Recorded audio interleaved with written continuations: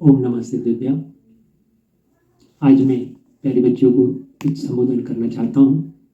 हो सकता है उनको मेरी बात बुरी लगे, लेकिन मैं उनके भविष्य का अंधकार में ना हो, इसलिए उनको कुछ जानकारी देना चाहता हूँ। पहले के ज़माने में सही उम्र में विवाह हो जाता था, लेकिन और विवाह को शुभ विवाह क्यों कहा जाता है? क्योंकि जो विश्व की अनंत स्त्रियां से संबंध छूटकर मात्र एक स्त्री पर संबंध होता था, तो विश्व का अनंत पाप जो लगता था हमारी वासना के रूप में, वो एक पर आता था, तो अनंत पापों से हम बच जाते थे। तब वह शुभ विवाह नाम पाया, शुभ विवाह नाम होता था, जिसे रत्नकर्ण श्रावकाचार में स्वदार स्त्री ब्रह्मचर्य के नाम से कहा जाता है। सोचो जरा, लेकिन आज एक कितनी बड़ी कुप्रथा कह लो, आज बच्चियां लिव इन रिलेशनशिप में बहुत जा रही है। लिव इन रिलेशनशिप में अर्थात अपनी मनमर्जी से अपने दोस्त फ्रेंड के साथ रहकर अपना जीवन यापन करना। लिव इन रिलेशनशिप भारत सरकार ने उसकी मान्यता दे दी है। जब उसे मान्यता देती है, उसके लूप पॉइंट बहुत है। कोई भी जो आपके साथ रह रहा है, लड़का, आपका फ्रेंड, वो आपके साथ 1 महीने, 2 महीने, साल भर, 1.5 साल तक रह सकता है, और वो अपनी मनमर्जी से जब उग गया तो आपको छोड़ के जा सकता है, किसी दूसरी बच्चियों से रिलेशनशिप बना सकता है।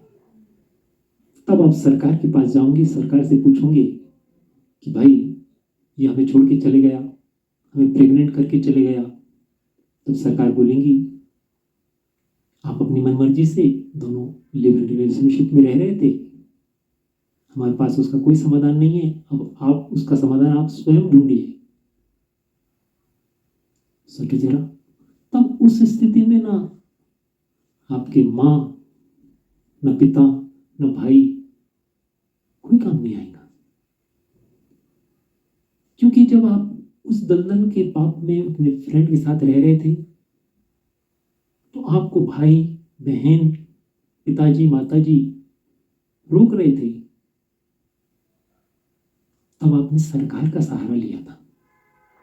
क्योंकि रोकने पर जब वो कानून बन गया, तो आपको ना माँ बाप रोक सकते हैं, ना भाई बहन रोक सकता है, क्योंकि वो कानून बन गया। आप कानून की दुहाई देके उस पाप के दलदल में जा रहे हैं। अध्यात्म से विचार करें। पहले के जमाने में यदि एक बच्चिया घर पे एक रात भी कहीं मनमर्जी से किसी के साथ चले जाए, तो उसे रखेल या वेश्या कहा जाता था। आज हम भी शुभ विवाह से इतनी दूर क्यों जा रहे हैं? कितने सपने से माता पिता अपनी बच्चियों को शुभ विवाह कराना चाहते हैं, एक एक पैसा जोड़कर एक अच्छा सा राजकुमार आपके लिए ढूंढकर समाज में 4 रिश्तेदार को बुलाकर समाज में सबके साथ बड़े हर्ष से वह होता है, तब वह परिवार कहलाता है। सोचो जरा, जब ये लिव इन रिलेशनशिप टूटता है, तो समाज भी आपको बुरी दृष्टि से देखता है, माता पिता भी बुरी दृष्टि से देखते हैं, आपका जीवन नरकमय हो जाता है। फिर आप दूसरा अपना कोई फ्रेंड ढूंढोगे, ये तो जानवर रूपी प्रवृत्ति हो गई। सोचो जरा, स्वच्छंद रूप से प्रवर्तन किया गया पाप हो गया।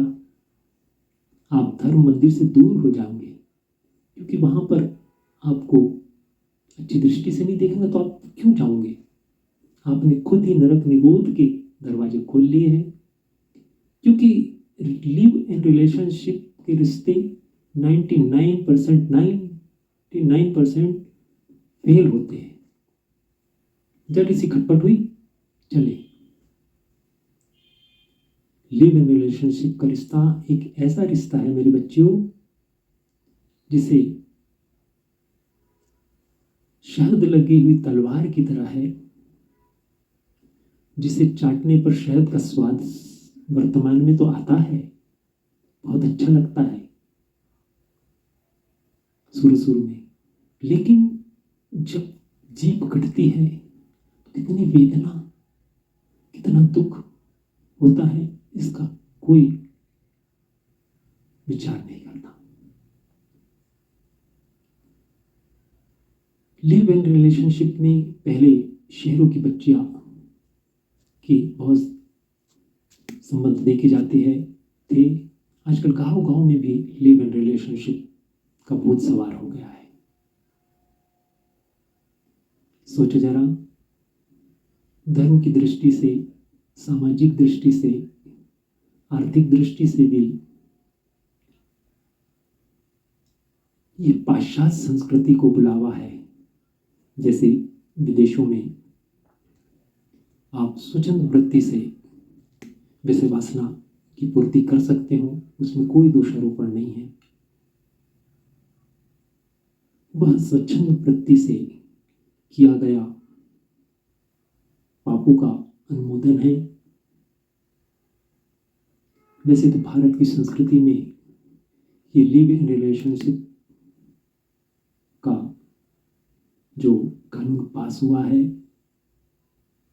कैसे पास हो गया मुझे सोचो जरा। अब तो यही है कि आप अपना वर्तमान एवं अपनी इस तरह की गलती ना करें। स्वच्छंद प्रवृत्ति के रूप में थोड़े से कि भाई मैं सास ससुर का, रिश्तेदारों का कैसे ख्याल रखूंगी, क्या करूंगी, उसी में मिठासता है, उसी में एक अपनापन है। रिश्तेदारी में माता पिता की जो वर्तमान में हम आशीर्वाद लेते हैं, वो आशीर्वाद हमें इस भाव में तो सुखी करता ही है, और आगे आने वाले भाव में भी स्वर्ग आदि मोक्ष आदि का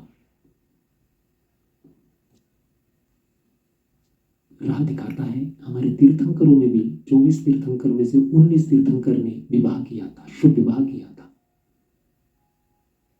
स्वच्छंद प्रवृत्ति किसी जीव की अनुमोदना की कारण नहीं है भाई, नहीं है।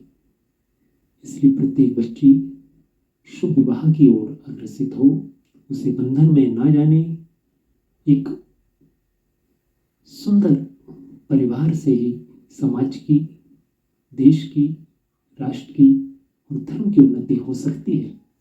इसलिए इस स्वच्छंद प्रवृत्ति से दूर हटो और शुभ विवाह की ओर अग्रसित हो, नहीं तो जीवन भर पछताना पड़ेगा।